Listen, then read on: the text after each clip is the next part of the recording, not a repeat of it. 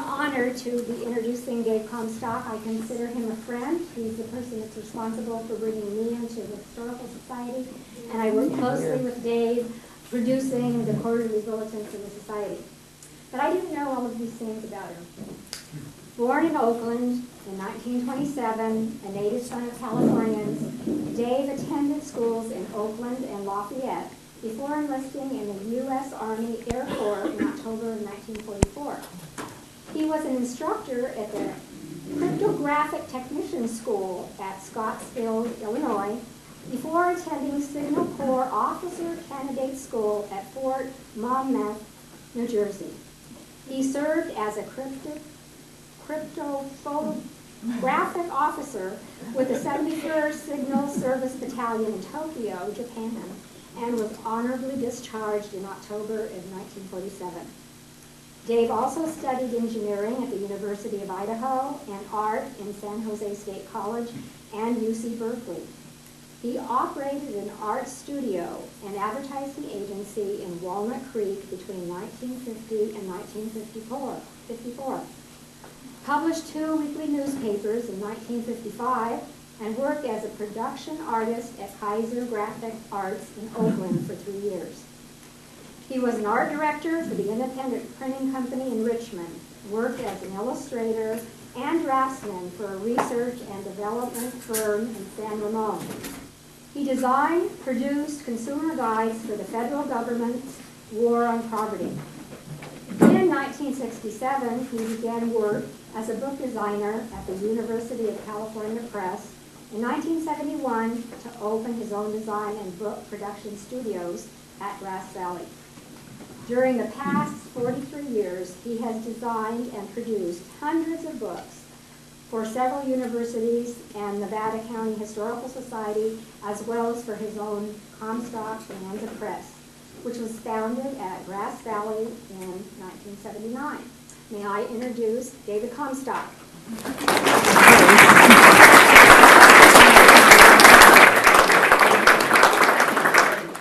The first thing I want to do is present something I've been hanging on to for a long time to the Searles Library. And if Pat Chestnut would come up here, you may need somebody extra to hold this. This is a register from the National Hotel from the 1870s. I discovered it in Fresno in a sort of a rabbit warren of a bookstore. And I saw it and I said, this belongs in Nevada County. And the people there said, you're right, and we've tried to sell it to them, and the Historical Society said they don't have enough money. The price at that time was $150, and I don't know where in the world I got $150 from, but I just was not going to leave Fresno without it. And so I've had it all this time, and it's been sitting in our bedroom, and every now and then I go and pore through it. And I just decided that I've probably done what I'm about to do or able to do with it, and it's time for let other people have a chance to see what's in there. So anyway, that's my gift to the Searles. Thank you, David.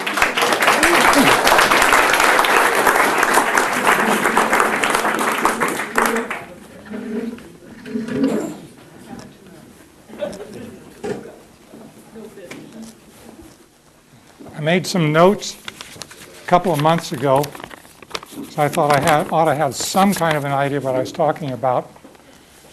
Since then, every couple of weeks, I think about it, and I think of something else and something different. And after a while, I decided I better quit thinking about it because I was going to totally confuse myself, if not you. So, ruminations of an accidental historian. Ruminations is a word that came to me out of the blue. I knew it was a real word, but I decided I better look in the dictionary to find out what it really meant, just in case I was playing tricks with it. Well, it turned out to be what I thought it was. It had an early meaning and a later meaning, and both meanings are still current. The early meaning, it has to do with critters, animals, certain kinds of animals, sheep and goats and things like that that chew their cuds. And they chew stuff over and over and over again.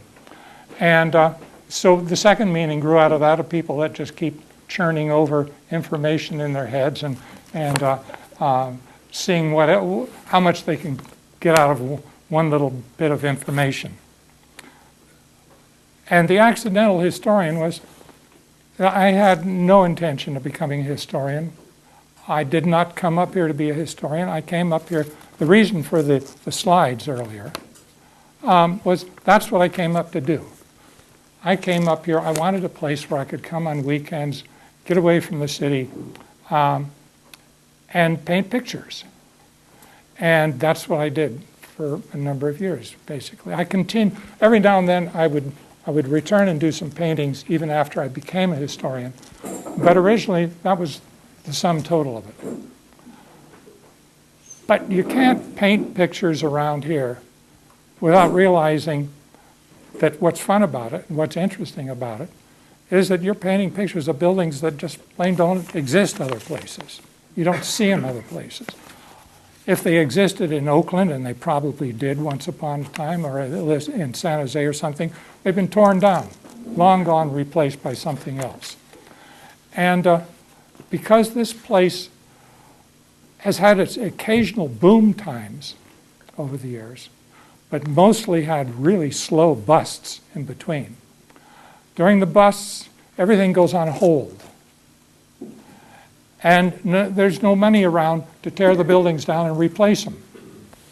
And that was tough on the people who were here, who were wanting to build a business, but in the end it was the great benefit for all of us because all of these things, or most of these things, stayed here, didn't get torn down, and we get to see them, and we get to think about the people who lived in them, people that built them, the people that came here from all over. Okay, so seeing this, painting these pictures, made me think, I want to know more about the people that were here. I want to know why these buildings came here, why they're still here, what went on in between. And so like, I'm sure every one of you, I mean, you wouldn't be in this room today if you didn't have some interest in history. It's very hard to move to this county and not get fascinated by history. I mean, it just hits you in the face. And pretty soon you want to know what happened on your property. You know, you find some grinding rocks or something on your property that makes you think there's something special there. Maybe you think there's some gold. Well, so I started exploring. That's why I ended up in that Fresno bookstore. Everywhere I traveled, I would go to the local secondhand bookstores, see what I could find. And I was buying everything because up to that time, I really had no history books. I had been raised in California. I'd gone to very good schools, and they told me nothing about history that was useful. And they told me a lot about history that was wrong. It was just absolutely dead wrong. I mean, I was told that the Indians in California were the stupidest race of people on earth. And despite, I mean, they had no business telling me that because I grew up in the 20s and 30s, and they knew everything. I mean, they were familiar with Ishii. Ishii had turned up, decades before. And everybody knew that had met Ishii, had read about Ishii, had any knowledge of Ishii, understood that this was an intelligent person who had been completely educated within the Native American culture. His family had deliberately hid from the white civilization all that time, so that there was no other source of information.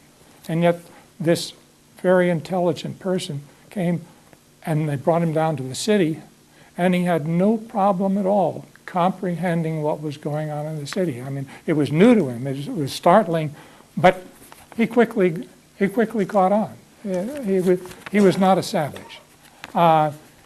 Eventually they persuaded him to go back into the backwoods, and which he was very reluctant to do because it was a sad journey.